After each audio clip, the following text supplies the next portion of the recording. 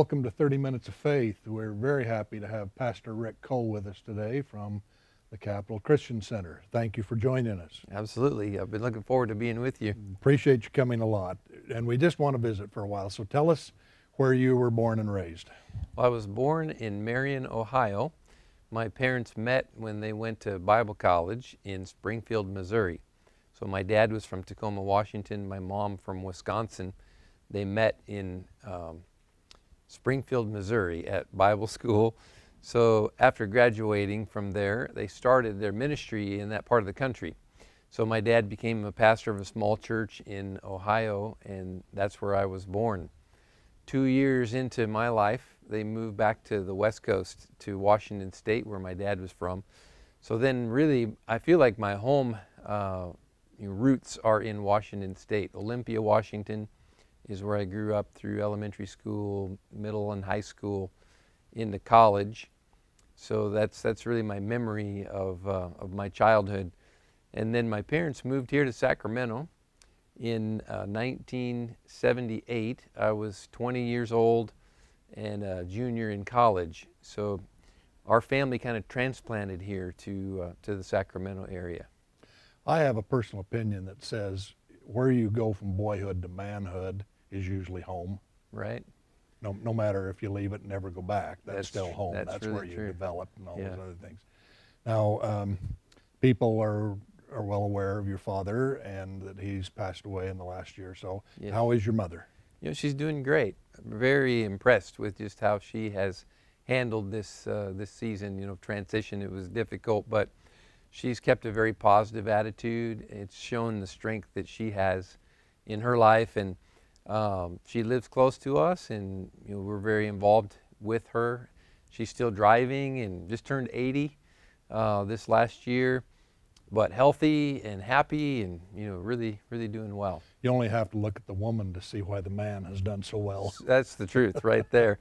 And I think this is actually shown even more to people because my dad was always the out front guy and my mom was more quiet, always engaged, but more in the background. And I think through this loss of my dad, it's like people have seen the quality of the person that she is, even in a new light, and realized, well, no wonder he did well. He had her, as the backbone and the strength behind him. And it shouldn't surprise us, but it kind of does. I know, it's true. Well, where'd she come from? Yeah. All of that stuff. Do you have siblings? I have just one brother. He's 18 months older than me. So we grew up pretty close together. We were 1 year apart in school. So we played a lot of same sports teams and had a close relationship growing up together. And now he actually works with me at our church. Oh, good. I didn't know that. Yeah. That's wonderful. So my brother, my sister-in-law, she runs our women's ministry, and my brother, our men's ministry, and they work together in some of our discipleship kind of things. So it's a real joy to have family that we can work with like that too. And how about your wife and children? Can you tell us about that? Yeah. My wife's background is interesting too. We both come from ministers' homes, pastors' homes. So I think that's part of what kind of brought us together is we have a very similar upbringing. And her dad was quite noted for songwriting. He was a singer, songwriter. There's some hymns that are in the hymn books of many churches that have his name to them. He wrote them. So I've got a mansion just over the hilltop. Oh, it's yes. an old song he wrote. Supper Time was one that was kind of well known back in the day. People like Elvis recorded a couple of his songs. Johnny Cash did that. And so some well-known people recorded some of his gospel songs that he wrote back in the day. So he passed away a few years back, but that's also another part of our heritage that we love, and that's where she came from. So she got the genetic strand? She did. Oh, cool. Yeah, she's very musical, and she sings, writes music as well. And I think it went from my father-in-law to my wife, and then from her to our oldest son. We have 3 kids, and our oldest son is real musical. So he's a singer, songwriter. Our other 2 kids aren't really interested in music like that, so it's kind of gone down one generation to another through those individuals. Yeah. Our children sort of come to us already grown up. Yeah. You know, and they know what they want and Yeah. how to go after it and Seems all that those other way. things. So how did you come to the ministry? Growing up in a pastor's home, it always seemed like it was out there as a possibility. I didn't think that that was for me when I was in high school. I was more bashful, I think, in a way. My mom's personality was more in the background. I probably took after her a little bit. And my dad was always the out front guy, you know, real kind of vivacious personality. I could just sit back and be fine with that. So being in front of people wasn't something that I had on my agenda of things to do. But I would have people, even when I was in high school, say to me, I think that that's in you too, to be a pastor. That's a good thing to have said about you. Yeah. And I questioned it, like I didn't understand, you know, what they would see. But it was still, I think, thoughts that stayed with me. You know, there's people that are thinking that, and they see something, you know, in me that maybe I don't see. So one of the things that happened when I graduated from high school, my dad said to us, my brother and I both, that he would help us with our college education if we went to one of our denominational Bible schools. They had full offering of programs, so you could, you know, do liberal arts and things like that too. But if we went to one of those, you know, then he would help us pay for it. Well, that was good motivation. So Absolutely. So I started that path at one of our Bible schools in Kirkland, Washington, near Seattle, Northwest University, and just started taking the regular courses and then some of the Bible training courses. So did it catch to you quickly? I mean, did it feel like this is good? Yeah, I like this pursuit. It was more gradual. It started to, but I think just staying in that process, being open to it, one step led to another. In the summers, I would go home and work in the youth department. We had a youth pastor that I would just serve under and volunteer some time in the summers. And so I got some experience doing that and enjoyed it and didn't think I would. So that surprised me a little bit. Yeah. So 2-3 years into my college education, probably about the third year is when I felt like, you know, I think this is for me. And I made up my mind that's what I should do. And then my fourth year, I graduated and went into ministry then as a youth pastor. And then it led to actually working with my dad. I worked with him here at our church for a number of years. Did it please him that you took that path? I think so, very much so. He would probably be more forward of making that known that was his hope or his desire. He didn't force it on us, but I did know. I'll keep my fingers crossed down Yeah, here. and I knew that that was something that would really would please him, you know, make him feel good about what we were doing. So definitely he was proud of my brother and I, even in following that path. You know, I sat through some meetings 8 and 10 years ago where your father was present, played an active role. You know, there'd be evangelical things and those sorts of things. Yeah. And it was clear to see that he was a terrific man and that he had good vision and, you know, he knew where he was headed. Right. And then when you came to the spotlight, I was a little sympathetic because I had a father who was a dynamic man. Everybody thought he was really good. And in your childhood, they're sort of saying, you should grow up and be like your dad. Yeah. You know? And inside, you're kind of saying, well, yeah, my dad's a really cool guy, but there's some things I want to do and say, you know. And so as I watched you, I thought, wow, I bet his parents are proud of him. And he's doing really, really well. I appreciate the sympathy. And there were times where I needed it. Like, you know, it was good and difficult all at the same time, where, you know, I felt very blessed to be able to follow my dad. When he finished his pastoral work at the church, it was his desire that I would follow him. And I wasn't sure that that's what I wanted. It seemed too much, you know, over my head, I felt like at the time. But just being willing, you know, being open and stepping through that door. No one can do what they do on their own. So there's always a great team of people around me, and I felt very supported. So it was a great environment. and I had a lot of good support. And I think, it took a while. Like it's 18 years that I've been in the role I'm in after following my dad there. So you've surpassed him a number of years. Just a year ago. He was 17 in that role at our church, and now I've been 18. So 35 years in our family life is kind of a special thing too. Well, that's a good thing for Sacramento. My grandfather, my father's father, told me in high school, God won't care about your ability. He'll only care about your availability. I think that's powerful. And it rang my bell. Right. I thought, okay, I think I can do that. If he's, Right. it doesn't matter the ability, I can make myself available. Now, did your wife come into the picture after you had graduated? Just before. So kind of that story goes, when my parents moved here in 1978, I came down at the end of my junior year. I was going to college up in Washington. Spent the summer here, interned with the youth pastor. The youth pastor that was here when my dad came was actually my wife's first cousin. So Rich Wilkerson, his uncle, Kathy's dad, was already scheduled to come out to our church to sing some of his music and things he was known for. So since Rich had just met me now and had just been with Kathy's family back in Texas, is where they lived, he kind of put the pieces together. We were the same age, and so he called up his uncle and said, "Hey, Uncle Ira, you should bring Kathy when you come out here. We have this new pastor. He has a son that she should meet." So he kind of put this together, I guess. And so she came out with him, spent a weekend. We were 3 days together that weekend, and things just kind of hit it off, I guess, in a short period of time.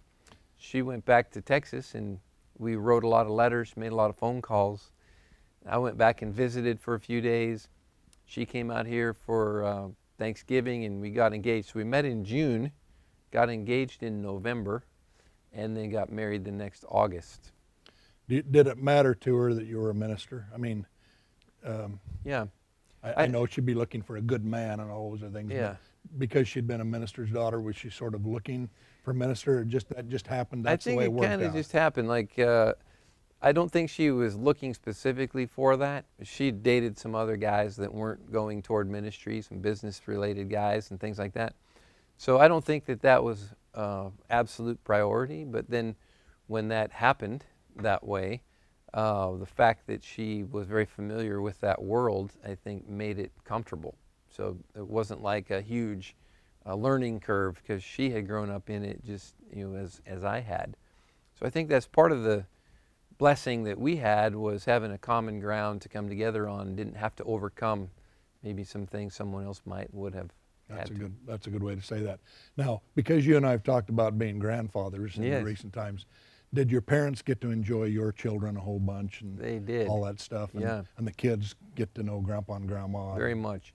My brother and sister-in-law have 4, and my wife and I 3. So there were 7 grandkids to my parents, and they grew up here, very involved in their grandkids' lives. My mom still is, very much connected to the 7 grandkids. They're all adult age now. But that was very much a blessing for our family to have that kind of connection and have that kind of closeness to the grandparents. I loved my grandparents, and as I've become a grandfather, I have a strong feeling I don't want to do or say anything that would ever embarrass or hurt our grandchildren. And I didn't feel that quite so strongly with the kids, because we were just raising Right. them. We were just trying to get through life, So true, yeah. But with the grandchildren, it's a whole It is whole special, different thing. yeah. We now have 4, my wife and I. Our 3 kids are all married. 2 of them have 2 children each. One of them, they don't have children yet. They have 2 cats. That's their kids. Yeah, and actually they're hairless cats. I don't know if you've ever seen that variety. They look like aliens. So they're a little spooky. they are, definitely. They grow on you a little bit. But our other 2 kids each have 2 kids. So we have 4 grandkids that they all live here in the area. So Wonderful. we get to enjoy them. Did you have a pet as a boy? No, I didn't actually. We played a lot of sports, and that was kind of our family activity. I think my dad was working a lot, traveling some, and just the idea of having pets he didn't like that much. Yeah, you have to give them a lot of attention. Yeah.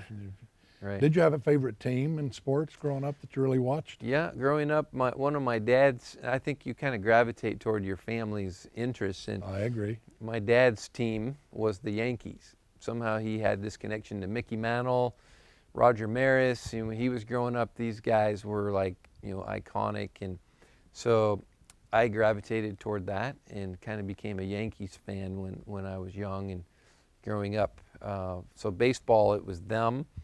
My mom grew up in Wisconsin, and so my dad somehow had this attraction to Green Bay. So football became the Green Bay Packers.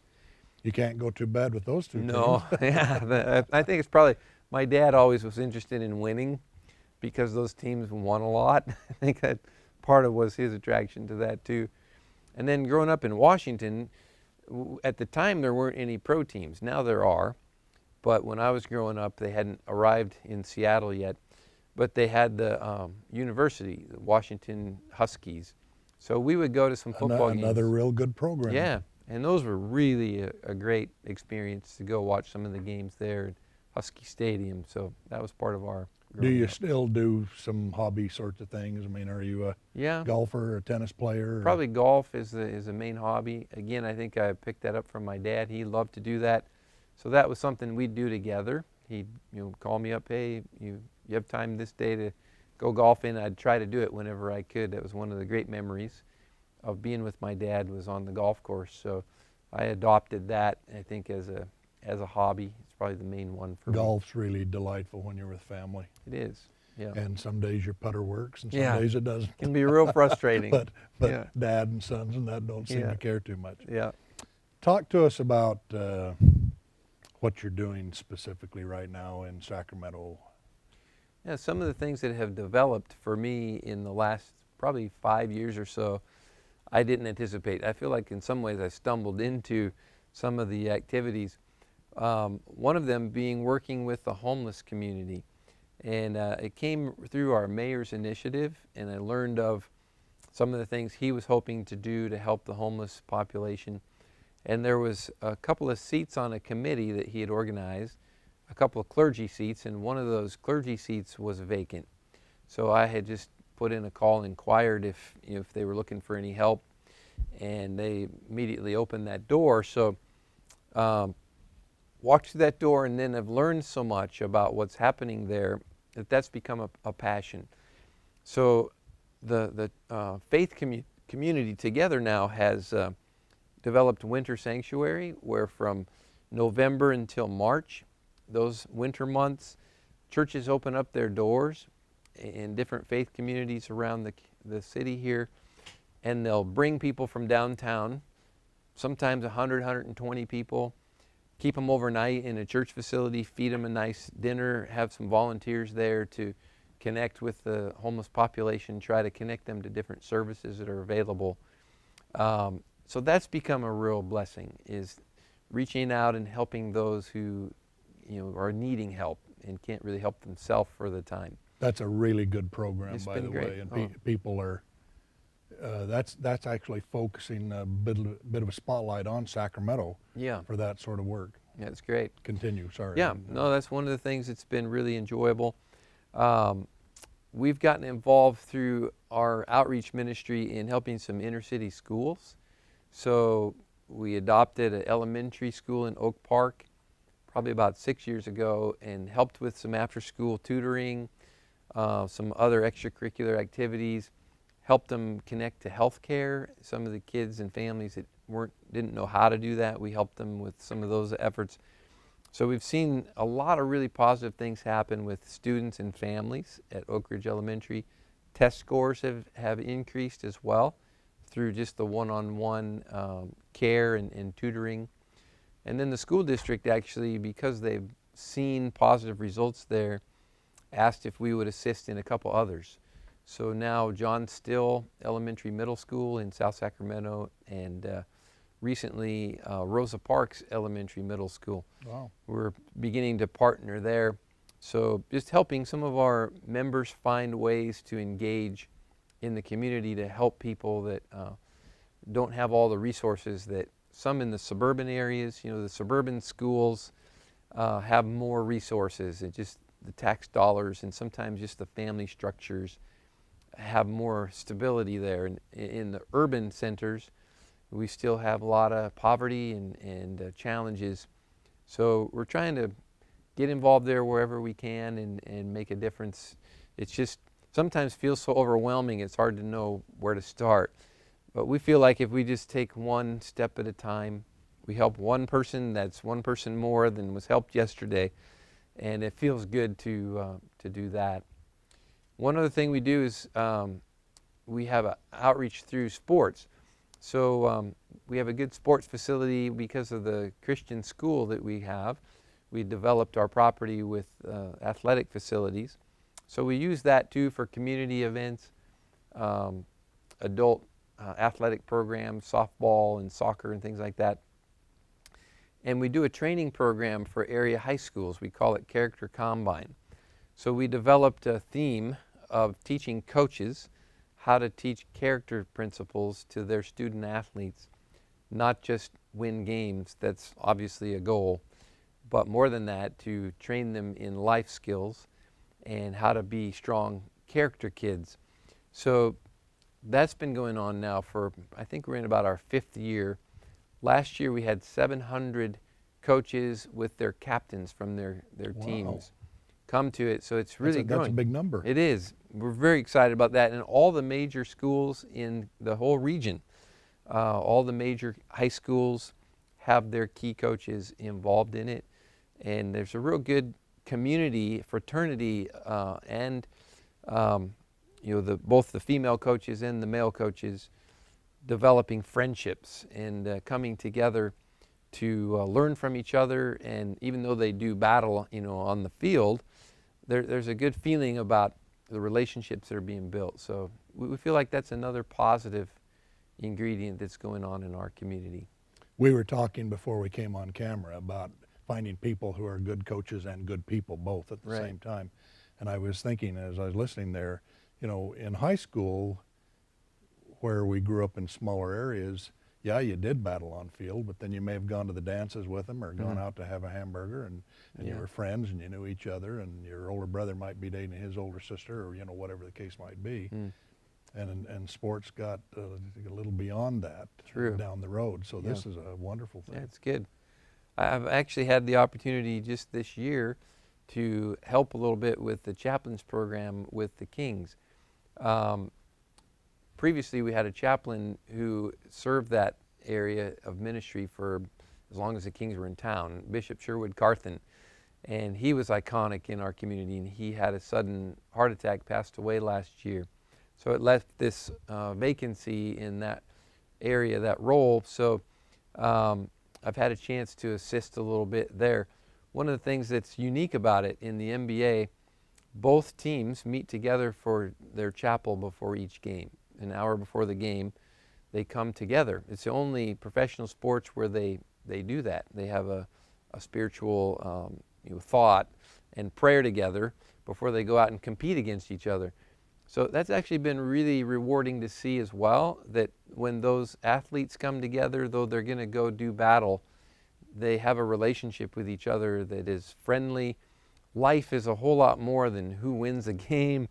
And you see the value of the character and what life really means when you've got both of these sets of great athletes together that are going to go try to beat each other, but they first meet together in a spirit of unity and a spirit of faith, and then go forward to try to do their best against each other. But life means more than the battle. There's a whole lot to it, that we're in it for each other. Those of us in society who are followers of Christ, like you and I, the Beatitudes and the Golden Rule and a whole bunch of those things mean a lot to us, and we've tried to pattern our lives after that. But in the interfaith work, and I was thinking about the NBA teams, we certainly would have Muslims and Jews and other sorts of faiths that are important to our society. Right. And how do you see that in Sacramento in years to come? Yeah. I mean, Christianity is still the long pole in the tent in our area, but there are plenty of other faiths, and these are wonderful people doing Yes. really, really good work. Yeah. I feel like that's actually a growing positive phenomenon too in our community, is that some of those walls of division have come down a little more than they were raised a little higher in the past. I agree. And I've found that to be, again, doors that open, you try to step through, you don't always understand it or calculate it in advance what it's about. I still don't fully comprehend it, but I've felt really kind of led in the last, I don't know, 2-3 years, where I've met with a Muslim leader at the Salam Center, and then a Jewish rabbi. And so we've had a very unique kind of coming together of meeting with a Muslim imam, a Jewish rabbi, a Christian pastor, and we've met together to break bread together, learn about each other, and it's really developed a wonderful friendship and appreciation of each other, and that we're not enemies, that we're all trying to do God's work as we understand it, and that we can have more of a sense of community even among ourselves in a faith community that tends to in the past be quite divided. So I feel like we're in process on that, making progress, hopefully a lot more progress to come. You know, in the 1920s and 30s, pre-World War II, many of the faith leaders wanted to thin the herd. You know, they wanted to get rid of that group over there. That group is of no value to us, whatever they might have been. And I've always, in recent years, been thrilled that we can come together, even if we don't completely understand, because we won't hurt the people we like. Yes. You know, if we get to know them, everything will go along real well. Right. Well, we're drawing to an end, so let me ask you my final question of, if you could wave a magic wand and do something that would repair or replace or improve something in the world, what would that be? Seems like the world is quite broken down in the divisions. It does. I would feel like if we could just learn to love people for who they are, not try to take someone else's ground, occupy what we have been given, and be less judgmental of people. The judgmentalism and the divisions are what I think our adversary tries to bring at us, and our God wants us to come together and be one under His tent and umbrella. Nice sentence there, not take somebody else's ground. That's a great way to say that. Thank you. Thank you, John. Very much. Appreciate nice to it. visit with you. Thank you. Okay. You bet.